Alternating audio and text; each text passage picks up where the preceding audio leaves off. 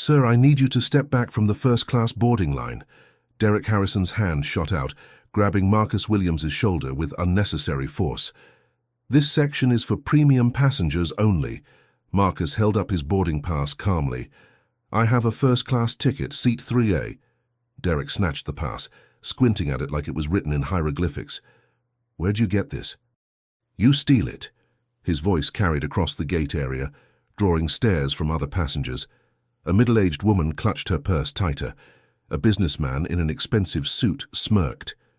"Probably used miles he didn't earn," someone muttered loud enough for everyone to hear. "That's my legitimate ticket," Marcus said evenly, his military training keeping his voice steady despite the humiliation burning in his chest. "I purchased it yesterday." "Yeah, well, we're gonna verify that." Derek's grip tightened on Marcus's arm, fingers digging in.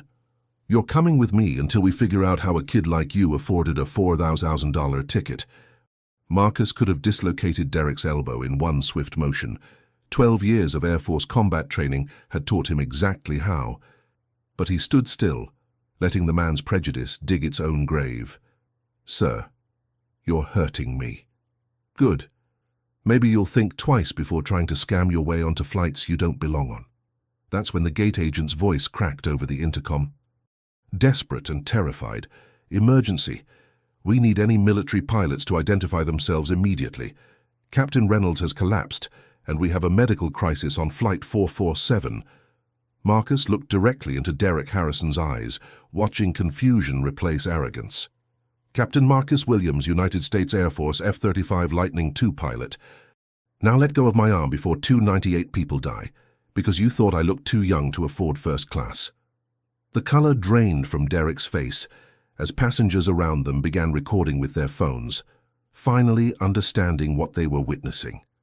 If you believe that no one should ever face racial profiling while simply trying to board a flight, type "justice" below.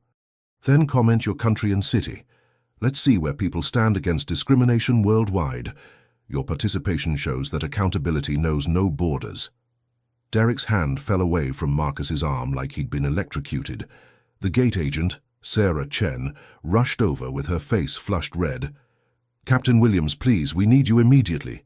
Captain Reynolds is in cardiac arrest." Marcus adjusted his jacket, his military bearing suddenly visible to everyone who had just watched him be physically restrained. "Officer Harrison," he said quietly, reading the name tag, "you just assaulted a federal officer in front of 50 witnesses. You might want to call your supervisor." Richard Crawford, the businessman in the expensive suit who had laughed moments earlier, stared at Marcus with his mouth hanging open. His wife Patricia grabbed his arm. "Richard, did that security guard really just attack a military pilot?" Marcus didn't wait for Derek's response. He moved toward the aircraft with the controlled urgency of someone who had made life-or-death decisions in combat zones.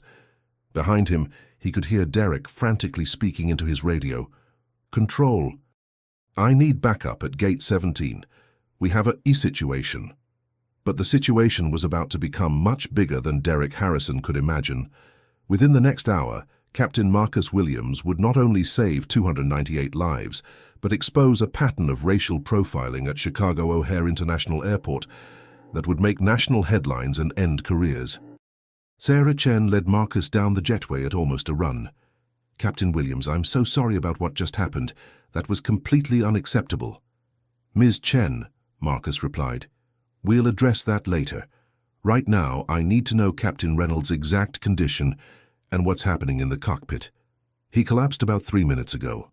The co-pilot, Daniel Martinez, has been trying to maintain control, but we're flying into a severe weather system. Daniel has never flown solo in conditions like this." Marcus entered the aircraft and immediately assessed the situation with the trained eye of someone who had flown combat missions over hostile territory. Passengers were panicking, children crying, adults praying. The turbulence was already noticeable, the aircraft shaking as it climbed through increasingly unstable air. Flight attendant Robert Thompson met Marcus at the cockpit door. "Sir, are you the military pilot?" "Captain Marcus Williams, Air Force. Where's Captain Reynolds?" "In the galley. Dr. Johnson is performing CPR. He's not responsive." Marcus glanced at the elderly physician working frantically on the unconscious captain. "Doctor, I need a status update." Dr. Elizabeth Johnson looked up, sweat dripping down her face. "Massive cardiac arrest. I've been doing compressions for 2 minutes. He needs immediate hospital intervention, but right now, I'm keeping him alive." "Keep doing that," Marcus said. "I'm going to get us on the ground." Marcus entered the cockpit and found Daniel Martinez fighting a losing battle against forces beyond his 6 years of commercial flying experience. The Boeing 777 was being thrown through turbulence that registered on instruments in ways Daniel had only seen in training simulators. "Captain Martinez," Marcus said calmly, announcing his presence without startling the already overwhelmed pilot. Daniel turned, his face pale with terror and relief. "Thank God. Are you the military pilot they called for?" "Captain Marcus Williams, Air Force. I'm here to help. What's our current situation?" Daniel's voice cracked as he ran through the emergency. "We're at 34,000 feet, climbing to 38,000, but the storm system is worse than forecasted. Wind shear alerts, severe turbulence, and I've never flown solo through anything like this. Captain Reynolds collapsed 7 minutes ago." Marcus slid into the right seat, his hands already moving over the instrument panel with the familiarity of someone who had flown aircraft far more complex than a Boeing 777. "Daniel, I need current altitude, speed, fuel status, and passenger count. Altitude 34, 500 feet, speed 472 knots. Fuel showing 2200 pounds, 298 souls on board, including crew." "Good. Now I need you to trust me completely. What I'm about to do is going to feel wrong, but it's the only way through this storm." But Marcus Williams wasn't just any passenger being humiliated at the gate. He was about to prove that assumptions based on appearance can be not just wrong, but deadly.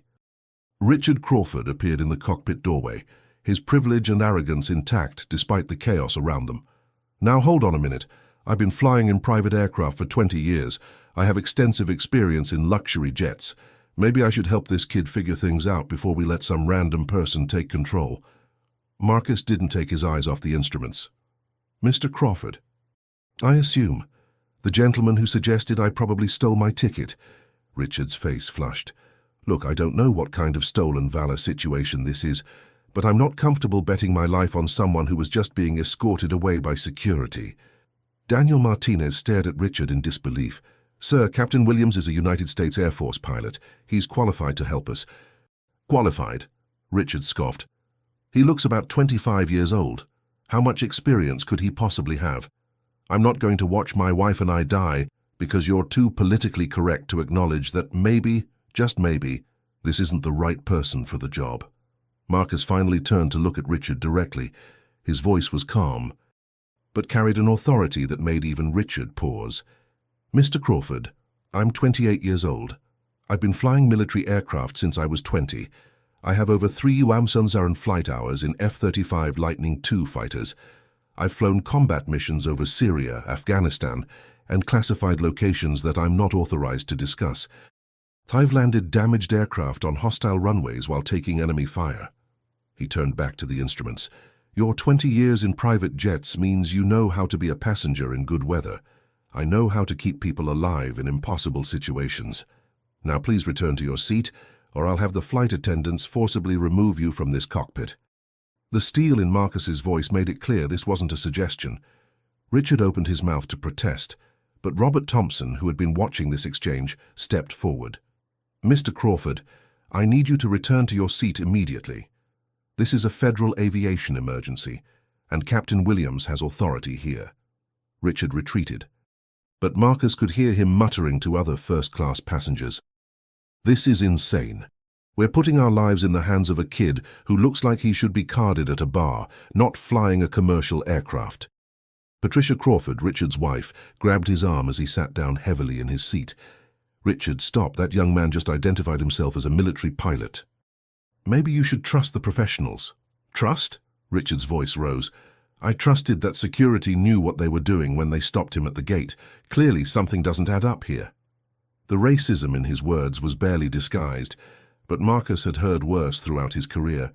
What Richard Crawford didn't understand was that every doubt, every questioning of his qualifications, every assumption based on his age and race, had only made Marcus more determined to prove excellence under pressure. In the cockpit, Marcus was already running calculations that would have taken Daniel several minutes to compute. "Daniel, I need you to contact Chicago Air Traffic Control and request immediate communication with Scott Air Force Base. Tell them Captain Marcus Williams, callsign Falcon, is requesting real-time weather satellite data for emergency navigation." Daniel stared at him. "Scott Air Force Base? Why do we need the military?" Marcus's hands were moving over the controls with precision that mesmerized Daniel. "Because what I'm about to attempt has never been done in a commercial aircraft. I need military-grade weather radar to thread this plane through the storm, using techniques developed for combat operations." What Derek Harrison didn't know was that the young man he just assaulted held secrets that could save or doom everyone on Flight 447. Marcus Williams wasn't just an Air Force pilot. He was a legend in military aviation circles, someone whose techniques were studied in war colleges and whose callsign, Falcon, was known to every fighter pilot in the United States military. Daniel Martinez was on the radio with Chicago ATC. "Chicago Control, Flight 447, requesting immediate contact with Scott Air Force Base for emergency weather assistance." The response came quickly. "Flight 447, Chicago Control. We're patching you through to Scott Base Operations. Be advised they've been monitoring your emergency and are standing by." A new voice came over the radio, crisp and professional. "Flight 447, this is Colonel Patricia Hayes, Scott Base Operations. Please identify the military personnel assisting with your emergency." Marcus took the radio. "Colonel Hayes, this is Captain Marcus Williams. Callsign Falcon. I'm requesting real-time satellite weather data for emergency navigation through the storm system." The silence that followed lasted only seconds, but it felt eternal. Then Colonel Hayes's voice returned, filled with something that sounded like relief and profound respect. "Falcon, this is Raptor Base. We confirm your identity. Captain Williams, you are cleared for any and all support you require. We have the Joint Chiefs monitoring this situation personally. The entire Midwest Air Corridor has been cleared for your emergency approach." Daniel Martinez nearly dropped the radio. "Captain, who exactly are you?" Marcus was adjusting their descent angle using calculations that defied conventional aviation wisdom. "I'm someone who spent 12 years learning how to fly through impossible situations and bring everyone home alive." Colonel Hayes's voice came back. "Falcon, we're uploading real-time weather data to your aircraft navigation system. We show the eye of the storm system approximately 35 nautical miles northwest of your position. Recommend immediate descent to 18 Soizuru feet and course adjustment to heading 285. "Negative, Raptor Base," and Marcus replied. "I'm taking us down to 12 Rue feet and through the southern wall of the system. It's going to be rough, but it's our only chance to avoid the worst of the wind shear." "Falcon, that trajectory contradicts all conventional storm avoidance protocols." Marcus's voice carried the confidence of someone who had rewritten protocols through experience. "Raptor Base, conventional protocols are for conventional situations.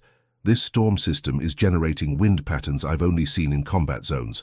I'm going to fly us through it the same way I'd fly through enemy territory, low, fast, and with absolute precision." The admiration in Colonel Hayes's voice was unmistakable. "Understood, Falcon. You have our complete confidence and full support. Scott Emergency Response is being positioned for your arrival." Richard Crawford had been listening to this exchange over the cabin speakers, and his arrogance was finally beginning to crack. He turned to his wife, his voice barely a whisper. "Did the Air Force just say the Joint Chiefs are monitoring this personally?" Patricia nodded slowly. "Richard, I think that young man you dismissed might be someone very important in the military."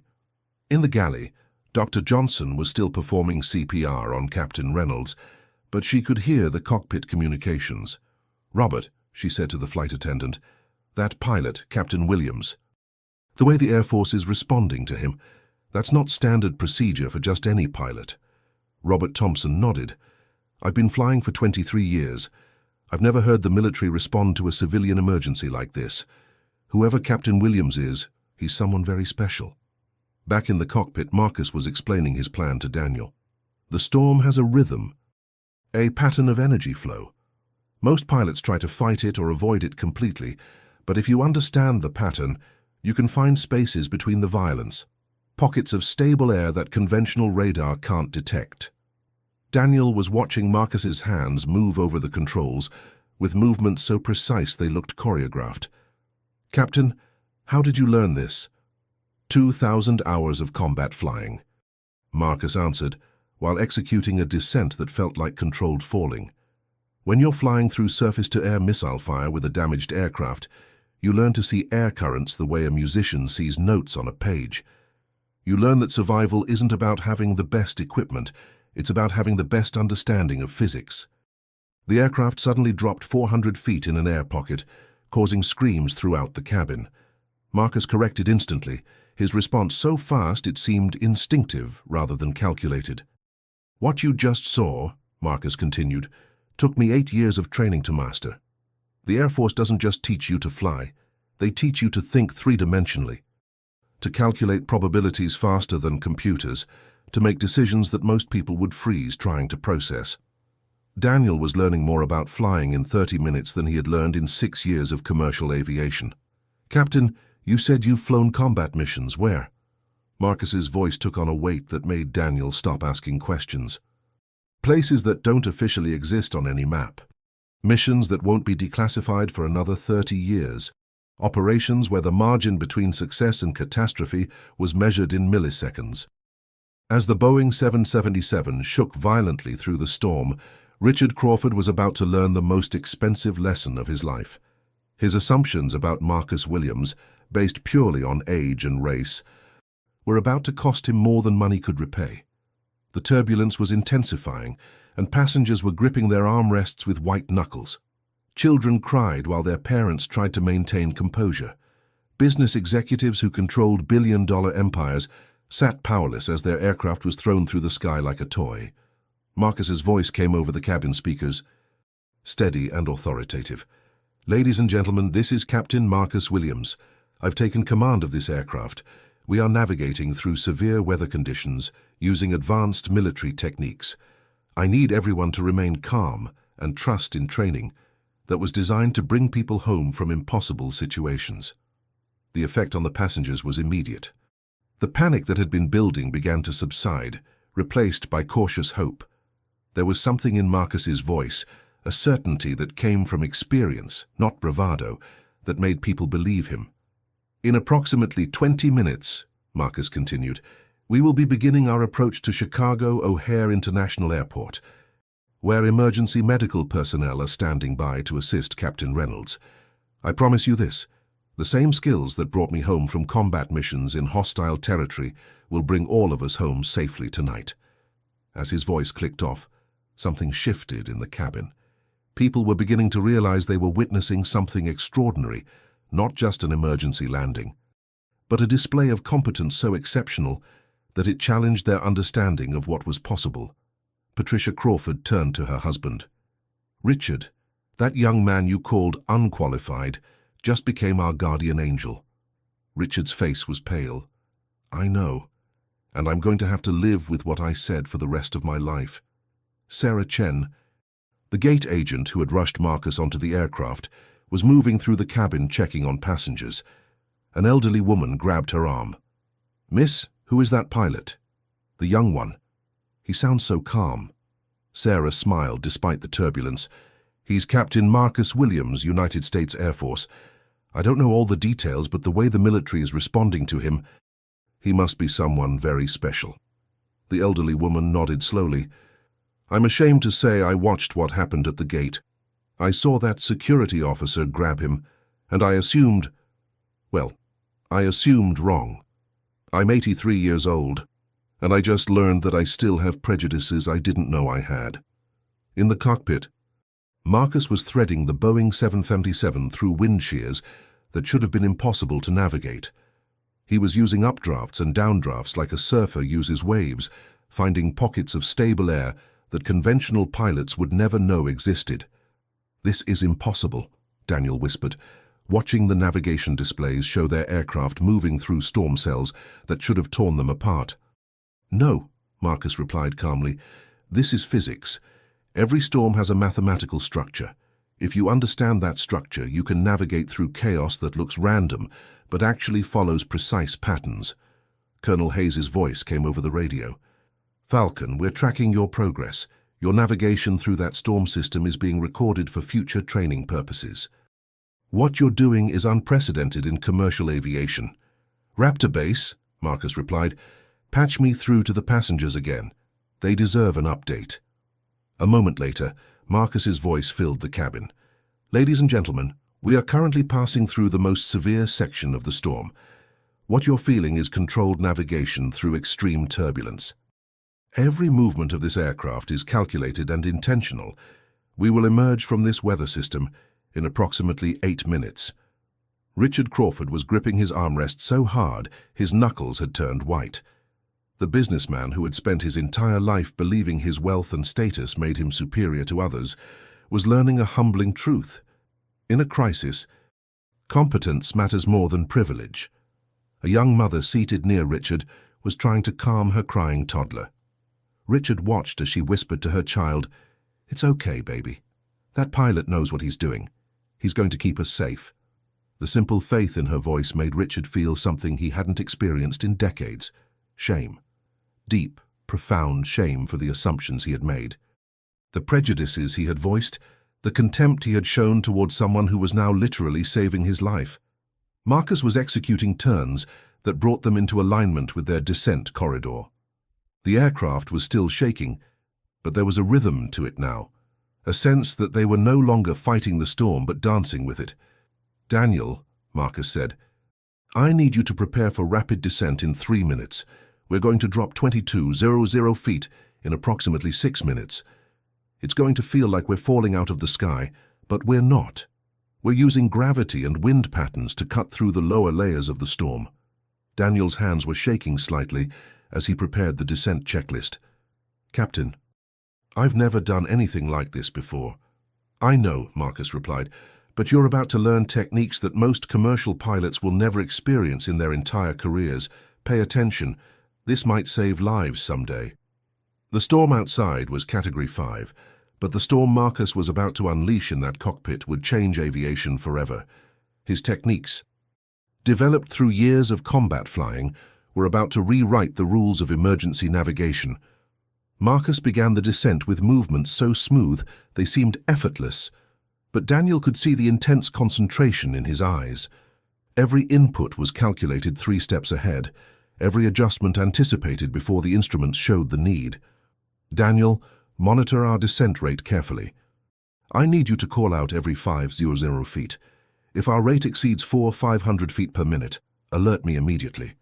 "Understood, Captain. Currently passing 3400 feet, descent rate 200 feet per minute." The aircraft was dropping through the storm like a controlled meteorite, but Marcus's hands were steady on the controls. He was using techniques that combined military precision with an almost intuitive understanding of atmospheric dynamics. Colonel Hayes's voice crackled over the radio. "Falcon, we're showing wind shear at 2800 feet, gusting to 140 knots. Recommend reducing descent rate." "Negative, Raptor Base. The shear at 2800 is actually working in our favor. I'm going to use it to accelerate our descent and punch through the worst turbulence layer before it can affect our structural integrity." "Falcon, that's not in any manual I've ever read." Marcus allowed himself a slight smile. "Colonel, if it was in a manual, anyone could do it. This is what they trained me for at Fighter Weapons School." Daniel's eyes widened. "Fighter Weapons School? Captain, isn't that the Air Force's equivalent of Top Gun?" "Similar," Marcus replied while executing a turn that used crosswinds to stabilize their descent. "But more focused on tactical innovation than competition. They teach you to see possibilities where conventional thinking sees limitations." The turbulence was incredible, shaking the aircraft so violently that overhead bins were starting to pop open despite being latched. But Marcus was anticipating every violent movement, his control inputs staying ahead of the chaos. "Passing 30 feet, Daniel called out. "Descent rate 400 feet per minute. Captain, the passengers must be terrified." "Fear is information," Marcus said calmly. "It tells you that you're in a situation that requires exceptional performance. The key is using that fear as fuel rather than letting it paralyze you." In the cabin, passengers were indeed terrified, but something else was happening too. They were watching flight attendants remain calm, seeing the professionalism in every action, and hearing Marcus's steady voice providing updates. Terror was being replaced by trust. Robert Thompson was moving through the cabin with practiced efficiency. Ladies and gentlemen, what you're experiencing is a military-style descent. Captain Williams is using techniques developed for combat operations. Every movement is calculated and safe. An older gentleman, a retired pilot himself, looked up at Robert. Son, I flew 737s for 30 years. What that young man is doing up there is beyond anything I ever learned. He's not just flying this aircraft. He's conducting a symphony. Marcus's voice came over the speakers again. We are now passing through 25,000 feet. The severe turbulence will continue for approximately 4 more minutes. Then we'll enter stable air below the storm system. I know this is frightening, but I need you to trust that every movement is intentional. Richard Crawford was listening to every word, his earlier arrogance completely gone. He turned to Patricia, his voice barely audible over the roar of the storm. He's doing exactly what he said he would do. Every prediction, every timeline, he's been right about everything. Patricia squeezed his hand. Richard, that young man has probably saved our lives 3 times already, and we're not even on the ground yet. Back in the cockpit, Marcus was approaching the critical moment. Daniel, in 30 seconds, we're going to hit the worst wind shear of this descent. The aircraft is going to feel like it's being torn apart. I need you to trust me and keep your hands off the controls unless I specifically ask for assistance. Yes, sir. Good. Now watch carefully. This is going to be violent. The Boeing 777 hit the wind shear layer at 23,000 feet, and the aircraft lurched sideways with force that threw unbuckled passengers against their restraints. Screams filled the cabin as the plane seemed to fall sideways through the sky. But Marcus's hands were already moving, his corrections so precise they seemed to predict the wind's behavior. He wasn't fighting the shear, he was redirecting it, using its energy to push them through the turbulence layer faster than it could damage the aircraft. Passing 20,000 feet, Daniel called out, his voice tight with tension. Descent rate 600 feet per minute, Captain. We're at maximum rate. I know, but in 15 seconds we're going to enter stable air, and I need this speed to break through the bottom of the storm cell. Colonel Hayes' voice was filled with something approaching awe. Falcon, your trajectory calculations were perfect. You're threading that aircraft through impossible conditions with accuracy we've never seen outside of fighter operations. Raptor Base, I'm just doing what you trained me to do. Every instructor who pushed me harder than I thought I could handle, every simulation that seemed impossible, every critique that made me better, this is why they did it. While passengers prayed for survival, Marcus Williams was calculating maneuvers that defied every rule of commercial aviation.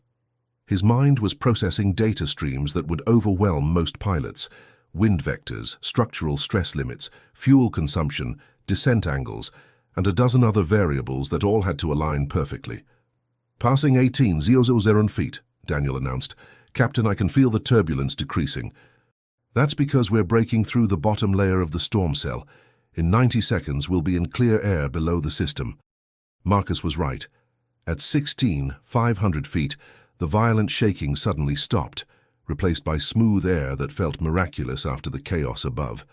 The transition was so abrupt that passengers actually gasped in relief. Ladies and gentlemen, Marcus's voice came over the speakers. We have successfully navigated through the storm system.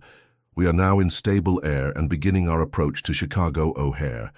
Emergency services are standing by for Captain Reynolds. Estimated time to landing is 12 minutes. The cabin erupted in applause, tears, and prayers of thanksgiving. Strangers hugged each other. Parents held their children tight. Richard Crawford sat with his head in his hands, overwhelmed by emotions he couldn't quite process. Dr. Johnson appeared at the cockpit door. Captain Williams, Captain Reynolds is stable but critical. How much longer until we land? 11 minutes, Doctor. Will he make it? If we land in 11 minutes, yes. If we don't, I can't promise anything. Marcus nodded. Then we land in 11 minutes. Colonel Hayes' voice came over the radio. Falcon, Chicago Tower has cleared you for emergency approach. All other aircraft have been diverted. You have absolute priority and every resource we can provide. Raptor Base, thank you for the support. Request you notify Chicago Tower that I'm executing a military-style approach. Steep descent. High-speed, aggressive braking. Have emergency vehicles positioned accordingly. Falcon, Chicago Tower is standing by and ready for your approach. Captain Williams, I want you to know that what you've done today will be studied at the Air War College. You've just set new standards for emergency aviation. Marcus was focused on the approach, but he allowed himself a moment to appreciate the recognition. Raptor Base, tell the War College that the best innovation happens when you stop limiting your talent pool based on assumptions and start promoting based on performance. Daniel was watching Chicago appear through the clouds below them. Captain, I need to say something.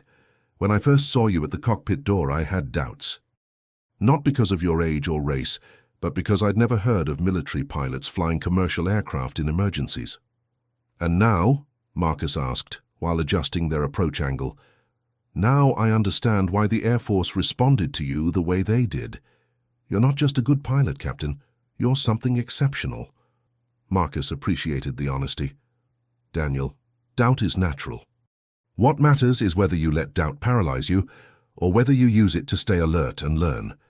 Today you learned that competence doesn't always look the way you expect it to look. The Boeing 777 was now on final approach, lined up perfectly with O'Hare's longest runway.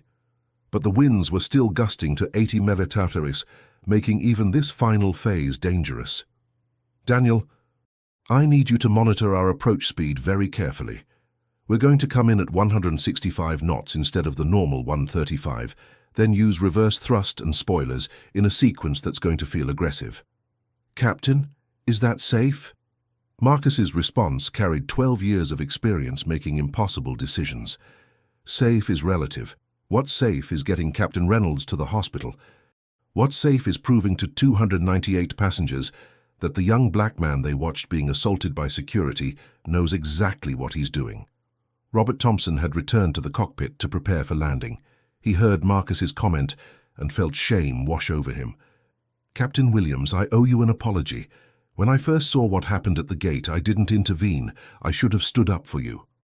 Mr. Thompson, Marcus replied while focusing on the approach, your apology is appreciated, but the real question is whether you'll stand up for the next person who's being discriminated against, even when it's not convenient or comfortable. Sarah Chen was also near the cockpit, preparing for emergency landing procedures. Captain, I've already filed a formal complaint against Officer Harrison. What he did to you was criminal. Ms. Chen, complaints are important, but accountability is essential. The question is whether the airport will treat this as an isolated incident or recognize it as part of a systemic problem. The aircraft was now at 1,000 feet, and Marcus could see the emergency vehicles lining the runway like a welcoming committee. Fire trucks, ambulances, police cars, and military vehicles formed a corridor of safety. Gear down, flaps 30, spoilers armed. Marcus called out the checklist items with the efficiency of someone who had done this thousands of times. Daniel, when we touch down, I need you to deploy full spoilers immediately, then maximum reverse thrust. Don't wait for my command. Understood, Captain. At 500 feet, the winds were trying one last time to push them off course, but Marcus's corrections were instant and perfect, keeping them centered on the runway through wind shear that should have been impossible to overcome. 100 feet, Marcus called out. Daniel, prepare for touchdown in 12 seconds. This is going to be firm. Richard Crawford was gripping his armrest, watching through the window as the runway rushed up to meet them. He had flown hundreds of times in his life, but he had never experienced an approach like this. The speed, the precision, the absolute confidence in every movement. At 35,000 feet, with 298 lives in the balance. Marcus was about to prove why the military trained him for the impossible. The landing he was attempting had never been done before in commercial aviation. A high-speed military approach in severe crosswinds with a Boeing 777. 50 feet, Marcus called out, his voice steady as granite. Daniel, brace for impact in 5 seconds. The Boeing 777 hit the runway with controlled violence, that rattled every bolt in the aircraft. But it wasn't a crash. It was precision force applied exactly where needed, at exactly the right moment, with exactly the right intensity. "Reverse thrust now," Marcus commanded, and Daniel complied instantly. The sound of the engines reversing was like controlled explosions, decelerating their massive aircraft from 165 mph to controllable speed in less than 4,000 feet of runway. "Spoilers full!" The aircraft's wing spoilers deployed like mechanical flowers, creating drag that kept them firmly planted on the rain-soaked runway, while simultaneously slowing their momentum. Through the cockpit windows, emergency vehicles raced alongside them, red and blue lights creating a corridor of safety. The precision of the landing was apparent to everyone watching. This wasn't luck. This was skill at the highest level. "We're down!" Daniel shouted with relief and amazement. "Captain, we're actually down!" Marcus was already running through post-landing checklists. Engines to idle, flaps to zero, spoilers retracted, parking brake set. His hands moved with the same precision he had maintained throughout the entire emergency. Colonel Hayes' voice came over the radio, filled with professional admiration. "Falcon, that was the most remarkable emergency landing in the history of commercial aviation. You just set records that will stand for decades." "Raptor base," Marcus replied while monitoring Captain Reynolds' vital signs. "Records don't matter. Everyone on board is alive, and that's what matters." The passengers were beginning to realize what they had just experienced. Applause started somewhere in the back of the aircraft and swept forward like a wave. People were crying, laughing, praying, and cheering simultaneously. Dr. Johnson was already preparing Captain Reynolds for medical evacuation. "Captain Williams, his vital signs are stable. You bought him the time he needed. The cardiac team at Northwestern Memorial is standing by." Marcus stood up from the pilot's seat for the first time in over an hour. The adrenaline that had sustained him was beginning to fade, replaced by the full weight of what they had accomplished. Richard Crawford appeared at the cockpit door, his earlier arrogance completely gone. "Captain Williams, I need to say something, and I need everyone here to hear it." Marcus turned to face him, and Richard saw something in his eyes that cut deeper than any words. Not anger or resentment, but a deep sadness that came from a lifetime of having to prove his worth to people who should have recognized it immediately. "Captain," Richard began, his voice breaking slightly, "I am a successful businessman. I've built companies, managed billions of dollars, made decisions that affected thousands of people. But tonight, I learned that success and wisdom are not the same thing." He paused, struggling with words that felt inadequate for the magnitude of his mistake. "When I saw you at the gate being handled by security, I made assumptions based on your age and race. When you identified yourself as a military pilot, I dismissed your qualifications because they didn't match my preconceived notions of competence." Marcus listened without interrupting, giving Richard the space to fully confront his prejudice. "What I witnessed tonight," Richard continued, "was not just exceptional piloting. It was a masterclass in leadership, courage and grace under pressure. You saved my life, my wife's life, and the lives of 296 other people, and you did it while maintaining dignity in the face of racism that I perpetuated." Daniel Martinez, Robert Thompson, Sarah Chen, and Dr. Johnson were all listening to this confession with varying degrees of discomfort and recognition. "Mr. Crawford," Marcus said finally, "I appreciate your honesty, but your apology, while necessary, doesn't undo the system that created your assumptions. Right now, there are qualified people of color in every field who are fighting the same battles I fought tonight, having to prove themselves exceptional just to be considered equal." Richard nodded, tears forming in his eyes. "What can I do? How do I make this right?" Marcus considered the question seriously. "You can use your success and influence to create opportunities for people who look like me. You can question your assumptions before you voice them.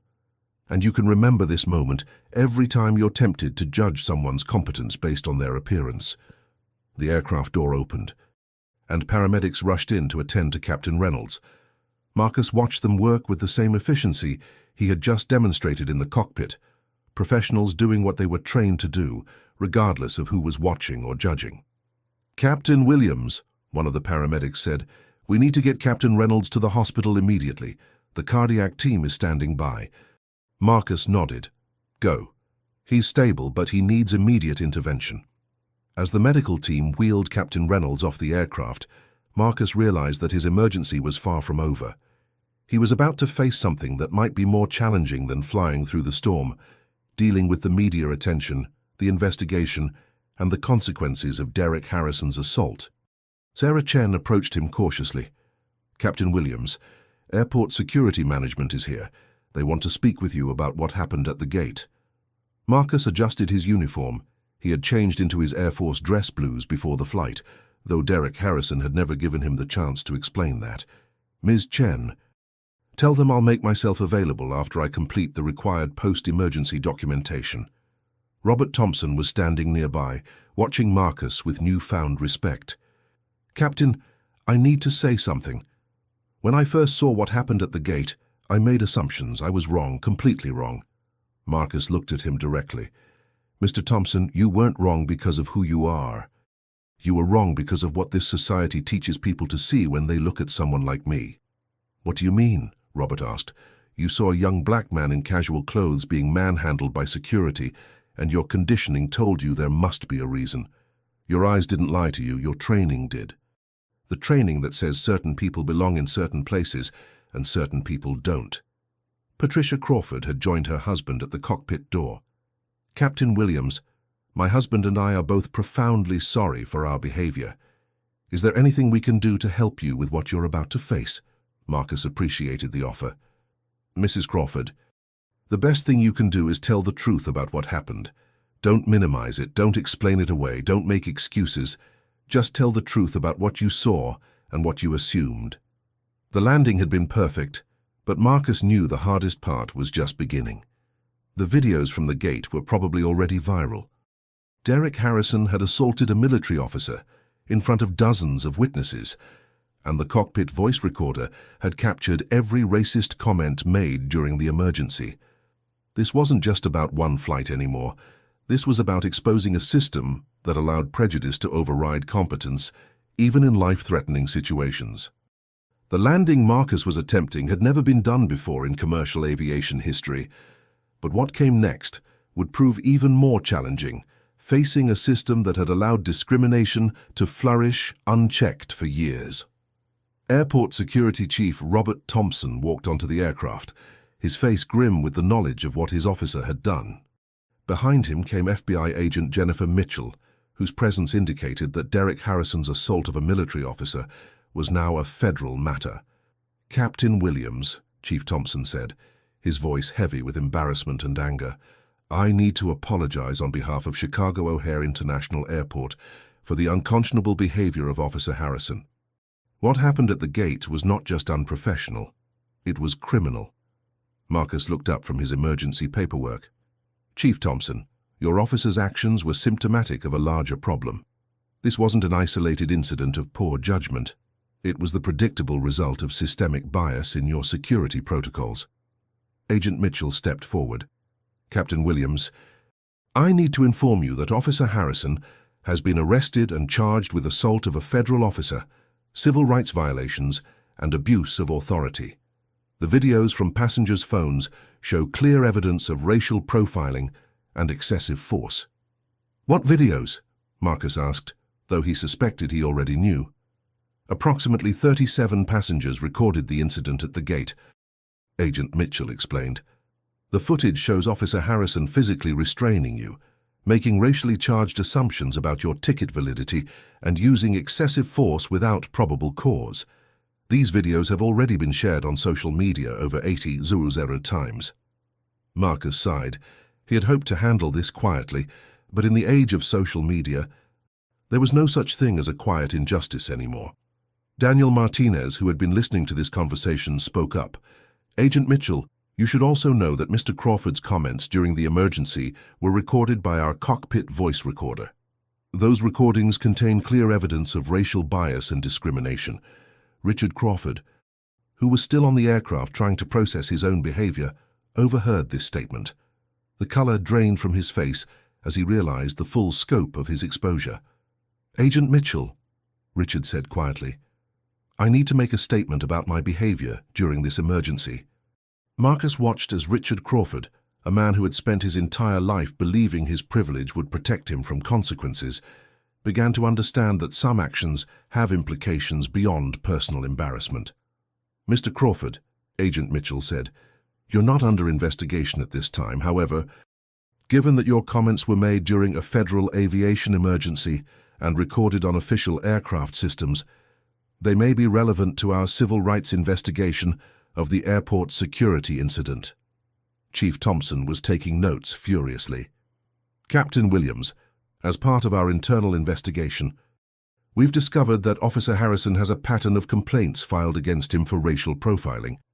9 complaints in the past 18 months, all involving passengers of color being questioned or detained without probable cause." "Why wasn't this pattern addressed earlier?" Marcus asked, though he knew the answer. "Because," Chief Thompson admitted, "the complaints were filed individually, and we treated them as isolated incidents rather than recognizing the systemic pattern. We failed to protect the traveling public from discriminatory treatment by our own security personnel." Dr. Johnson, who had returned to the aircraft after ensuring Captain Reynolds' transfer to the hospital, joined the conversation. "Captain Williams, I've been flying commercially for 20 years, and I've witnessed this kind of behavior before, but I've never seen anyone handle it with the grace and professionalism you showed tonight." Marcus stood up and began gathering his flight materials. "Dr. Johnson, grace under pressure isn't a luxury. It's a survival skill. When you're constantly having your qualifications questioned, you learn to let your competence speak louder than other people's prejudices. Agent Mitchell was coordinating with federal prosecutors via phone. Captain Williams, the U.S. Attorney's Office wants to speak with you about pressing federal charges against Officer Harrison. They're also interested in using this case to investigate broader patterns of discrimination in airport security nationwide." Marcus considered this carefully. "Agent Mitchell, I'll cooperate fully with the investigation, but I want to be clear about something. This isn't about revenge against one officer. This is about creating systemic change so that no other qualified person has to prove their worth while being physically assaulted." Sarah Chen approached with her tablet. "Captain Williams, I need to show you something. The videos from the gate have gone viral. Twitter, Facebook, Instagram, TikTok, they're everywhere. And the comments, people are outraged." Marcus looked at the screen, scrolling through thousands of comments expressing shock, anger, and support. But he also saw the other comments, the ones questioning whether he really was a pilot, suggesting the whole thing was staged, claiming he was playing the race card. "This is what always happens," Marcus said quietly. "No matter how clear the evidence, no matter how obvious the discrimination, there will always be people who find ways to doubt, to question, to suggest that somehow the victim is to blame." Richard Crawford stepped forward again.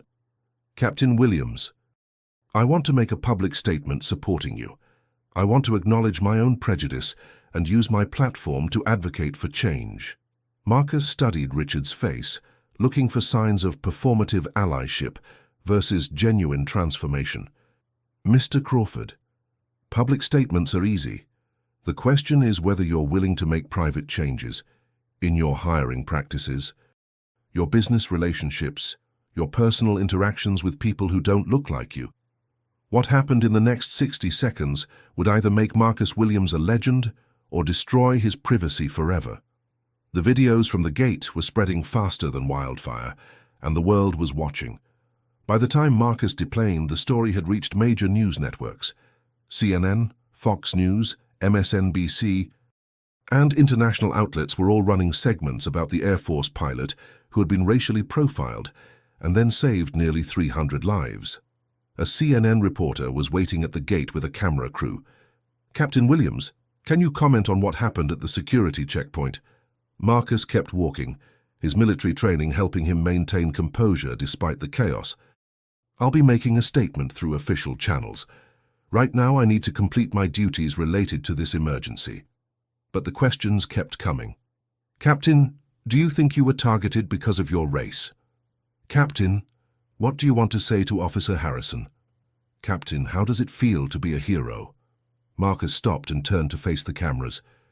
His voice was calm but carried an edge that made everyone stop and listen. "I'm not a hero. I'm a professional who did the job I was trained to do. The real heroes are the people who speak up against discrimination even when it's not convenient, even when they have nothing to gain, even when it might cost them something." He paused, choosing his words carefully. "What happened at the gate today happens to qualified people of color every single day in this country. The only difference is that today, 298 lives depended on someone recognizing competence despite their prejudices. Most days, the consequences are less dramatic but just as damaging." The reporter pressed, "So you are saying it was racial profiling?" "I'm saying that a security officer saw a young black man in casual clothes and immediately assumed I didn't belong in first class, that my ticket was fake, and that physical force was appropriate before any investigation. I'll let you decide what to call that." Marcus walked away, leaving the media scrambling to process his words, but he knew this was just beginning. His phone was already buzzing with messages from military leadership, civil rights organizations, and news outlets requesting interviews. Colonel Hayes called him directly. "Captain Williams, the Secretary of Defense wants to speak with you. The Joint Chiefs are discussing whether this incident requires a formal military response to protect service members from discrimination." Marcus found a quiet corner of the terminal. "Colonel, I appreciate the support, but I don't want this to become about the military versus civilians. This is about human rights, not military rights." "Understood, Falcon. But you should know that your actions today have made you a symbol. People are looking at you as proof that excellence transcends prejudice." "Colonel, excellence shouldn't have to transcend prejudice. Excellence should be recognized regardless of what package it comes in." Meanwhile, Derek Harrison was sitting in a police holding cell, watching his life unravel in real time. His assault of Marcus had been captured from multiple angles, and the evidence was overwhelming. But what was destroying him even more was the public reaction. Social media was ruthless. Justice for Captain Williams was trending worldwide.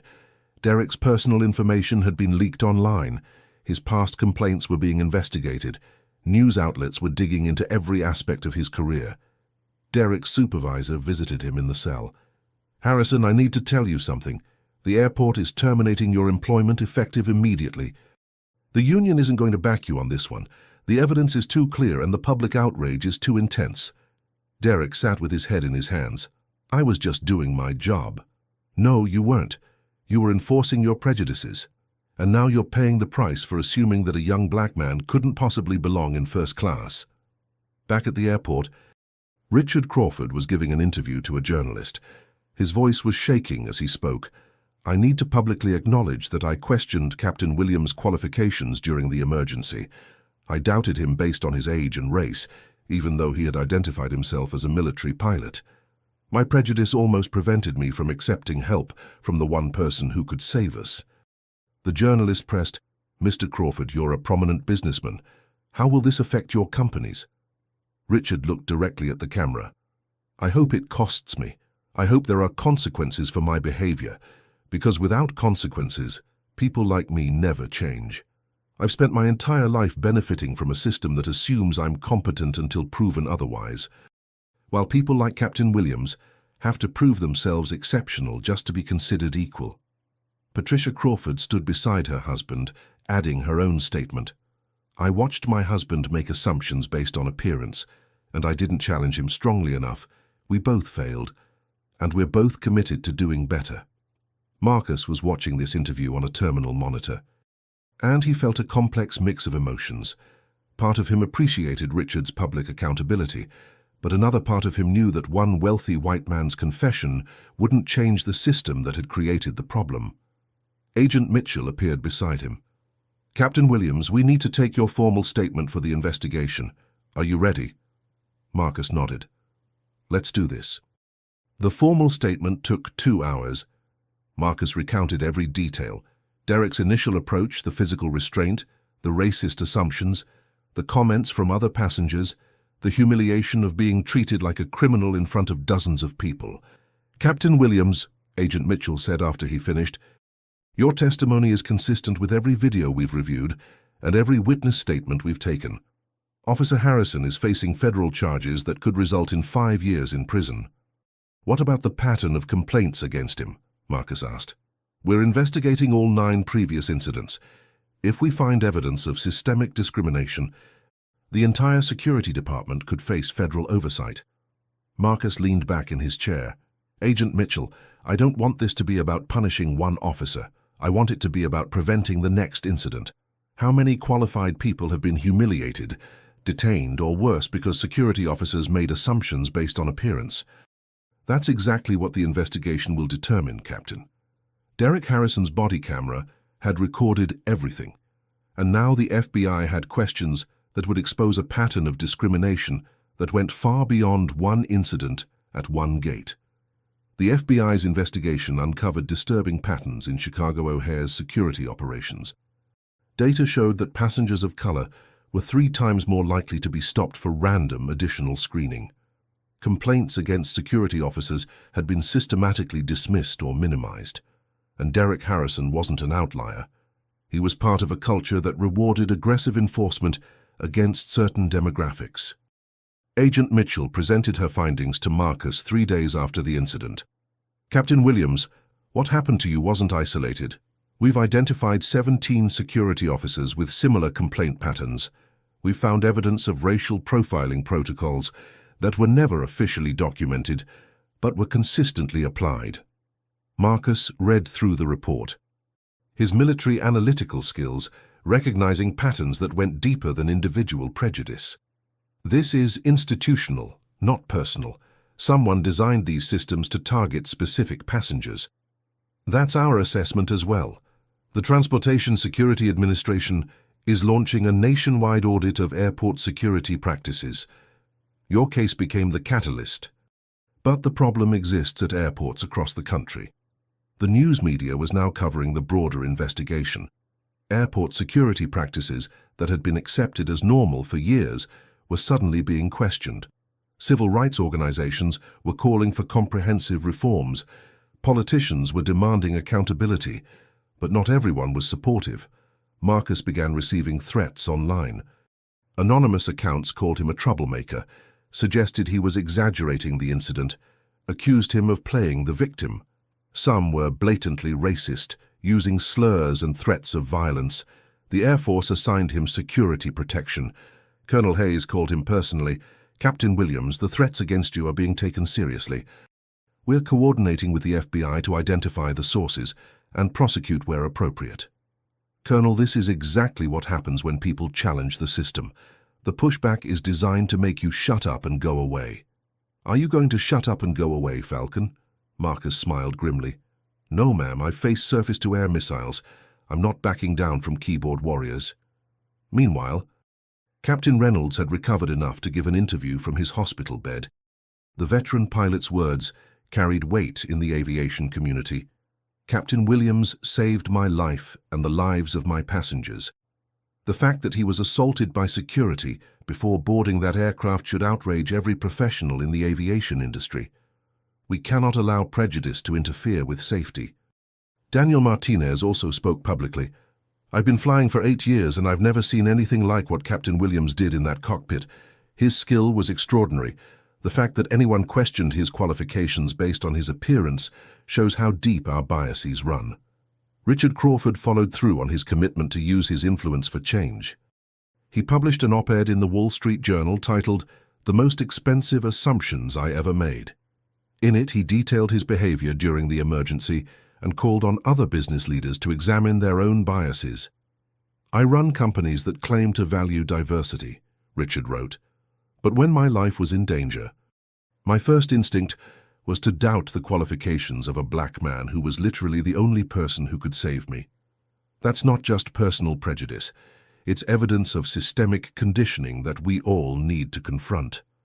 The op-ed went viral, generating both praise and criticism. Some applauded Richard's honesty. Others accused him of performative allyship. But Richard was taking concrete actions, implementing new hiring practices in his companies, funding scholarships for minority aviation students, and working with civil rights organizations to develop anti-bias training programs. Patricia Crawford was also making changes.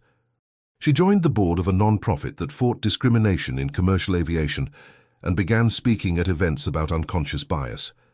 But the most significant development came from an unexpected source. A whistleblower from within Chicago O'Hare's security department came forward with internal documents showing that racial profiling wasn't just tolerated, it was encouraged through unofficial quotas and performance metrics. Agent Mitchell brought these documents to Marcus. "Captain Williams, this is the smoking gun. These documents show systematic discrimination at the highest levels of airport management. We're talking about potential civil rights violations by senior officials." Marcus read through the documents, his anger growing with each page. They created a system that measured success by how many suspicious passengers were stopped, and somehow, those suspicious passengers were overwhelmingly people of color. Exactly, and now we have evidence to prove it in court.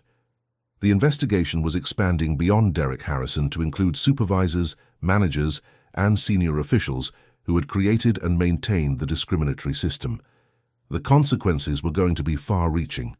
Sarah Chen, the gate agent who had rushed Marcus onto the aircraft, was also facing repercussions, but positive ones. She was being recognized for her quick thinking and professionalism during the emergency, but she was also speaking out about the culture of discrimination she had witnessed during her 10 years at the airport. "I've seen countless passengers of color being stopped, questioned, and treated with suspicion for no reason other than their appearance," Sarah testified to investigators. "I've reported concerns, but they were always dismissed. The attitude was that security officers were just being thorough. But there's a difference between being thorough and being discriminatory." Marcus appreciated Sarah's courage. Speaking up against institutional problems often carried professional risks, especially for people who didn't have the protection of being a viral sensation. The videos going viral weren't just about one assault. They were exposing a pattern that went back years, affecting thousands of passengers who had been profiled, detained, and humiliated based on nothing but their appearance. 6 weeks after the incident, Derek Harrison's trial began. The courtroom was packed with media, civil rights advocates, and passengers who had experienced similar discrimination at airports across the country. Marcus sat in the witness stand, his Air Force uniform a stark reminder of what Derek had failed to see that day at the gate. The prosecutor, Assistant U.S. Attorney Michelle Robinson, led Marcus through his testimony with precision. "Captain Williams, please describe what happened when you approached the first-class boarding line." Marcus recounted the incident in detail, his voice steady and professional. "Officer Harrison grabbed my shoulder aggressively and demanded that I step away from the line. When I showed him my valid first-class ticket, he accused me of stealing it. He physically restrained me, twisted my arm behind my back and attempted to remove me from the gate area, despite having no probable cause. Captain Williams, in your military experience, have you received training in recognizing when force is appropriate?" "Yes, ma'am.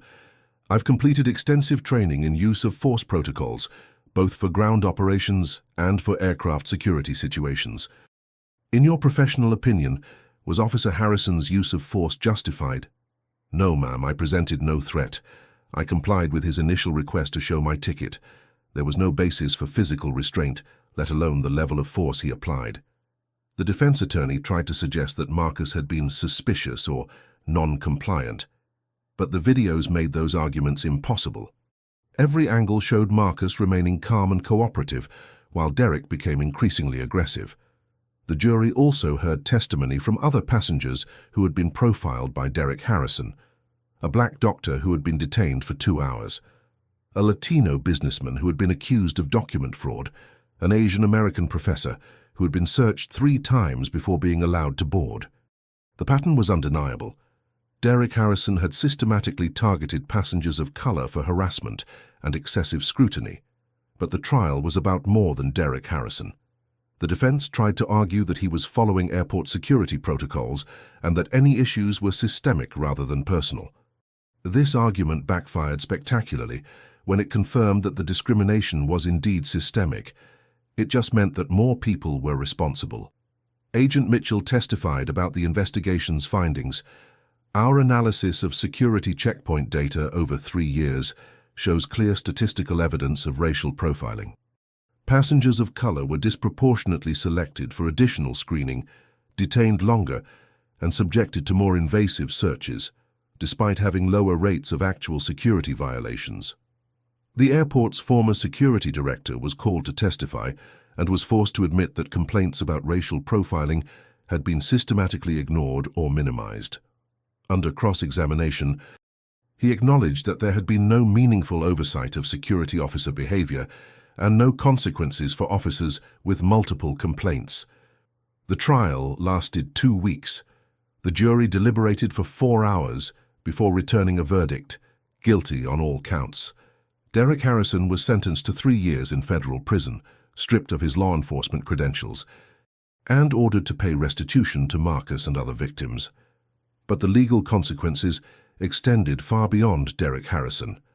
The Department of Justice announced a consent decree with Chicago O'Hare International Airport, requiring comprehensive reforms including mandatory bias training for all security personnel, independent oversight of security operations, creation of a civilian complaint review board, implementation of body cameras for all security officers, regular audits of stop and search data to identify discriminatory patterns, zero-tolerance policy for racial profiling with immediate termination for violations. 3 senior airport officials resigned rather than face potential criminal charges. The airport's entire security leadership was replaced, and the Transportation Security Administration announced that similar reforms would be implemented at airports nationwide. Marcus watched these developments with mixed emotions. Justice was being served, but he knew that policies on paper didn't automatically translate to changes in culture. The real test would be whether airports actually followed through on implementation and enforcement. Richard Crawford attended the trial every day, sitting quietly in the gallery and facing the consequences of his own prejudice. After the verdict, he approached Marcus outside the courthouse. "Captain Williams, I want you to know that I've been working with civil rights organizations to fund a national program for anti-bias training in corporate America. I'm also establishing a scholarship fund for minority students pursuing careers in aviation." Marcus appreciated the gesture but remained cautious. "Mr. Crawford, those are meaningful actions. But the real measure of change is what happens when no one is watching, when there's no media attention, when there's no social pressure. Will you still prioritize equity and justice then?" Richard nodded solemnly. "I understand your skepticism. All I can do is prove through sustained action that I'm committed to being part of the solution." Patricia Crawford added, "Captain Williams, my husband and I have had many difficult conversations over the past 2 months. We're both in therapy, working to understand and dismantle our unconscious biases. We know it's a lifetime commitment, not a quick fix." Marcus shook their hands. "I respect your willingness to do the work. That's more than most people in your position would do." As Marcus left the courthouse, he was surrounded by reporters asking for his reaction to the verdict and the systemic reforms. His statement was carefully considered. "Today's verdict is important, but it's not enough. Derek Harrison was a symptom of a larger disease. The real question is whether our institutions are willing to make the uncomfortable changes necessary to eliminate discrimination, not just punish it after the fact. I hope the reforms announced today represent genuine commitment to change, not just PR responses to bad publicity." 6 months later, Marcus Williams would stand before the Senate. What he revealed would shock the nation and change aviation security forever. The Senate Armed Services Committee hearing room was packed with media, military officials, civil rights advocates, and aviation industry leaders. Marcus sat at the witness table in his Air Force dress blues, the ribbons on his chest telling a story of service and sacrifice that few in the room fully understood. Senator Patricia Hayes, no relation to Colonel Hayes, chaired the committee. "Captain Williams, thank you for agreeing to testify today. Your experience on Flight 447 has raised serious questions about discrimination in aviation security and its potential impact on national safety. Can you explain how the discrimination you faced could have affected passenger safety?" Marcus had prepared for this question, but the answer still carried the weight of 298 lives that had hung in the balance. "Senator, If airport security's assumptions had prevented me from boarding that aircraft, or if the cockpit crew had listened to passengers' objections to my assistance based on my age and race, everyone on Flight 447 would have died. Discrimination doesn't just harm its immediate targets, it can have catastrophic consequences for entire communities. He paused, looking directly at the senators. In my 12-year military career, I've encountered countless situations where qualified personnel were overlooked or dismissed because they didn't match traditional expectations of competence. This isn't just unfair, it's strategically dangerous for our national security and public safety. Senator James Mitchell spoke up. Captain, what specific changes do you recommend to prevent similar incidents? Marcus had spent months developing these recommendations, working with civil rights organizations, military leadership, and aviation authorities.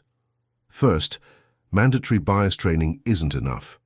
We need accountability systems that track patterns of discriminatory behavior before they escalate to physical assault. Second, security screening protocols must be based on objective threat assessment, not subjective assumptions about who looks suspicious. Third, there must be real consequences for violations, not just for individual officers, but for supervisors who enable discriminatory cultures, he continued. But most importantly, we need to change the fundamental assumption that certain people don't belong in certain places. Until we address that core belief, all the training and policies in the world won't prevent another Derek Harrison from making the same mistakes. The committee heard testimony from other witnesses as well. Captain Reynolds spoke about the aviation industry's problem with diversity and how it affects safety. Dr. Johnson testified about medical discrimination she had witnessed. Daniel Martinez described how the emergency had changed his understanding of his own biases. But the most powerful testimony came from passengers who had experienced discrimination at airports across the country. A black teenager who had been detained for 3 hours because security didn't believe she could afford her ticket. A Muslim man who was subjected to invasive searches on every flight. A Latina mother whose children were traumatized by aggressive security screening. Their stories revealed that Marcus's experience wasn't unique. It was just unusually well documented and dramatically consequential. Richard Crawford also testified, describing his own journey from prejudice to awareness. I had spent my entire life believing I wasn't racist because I didn't use slurs or support discriminatory policies.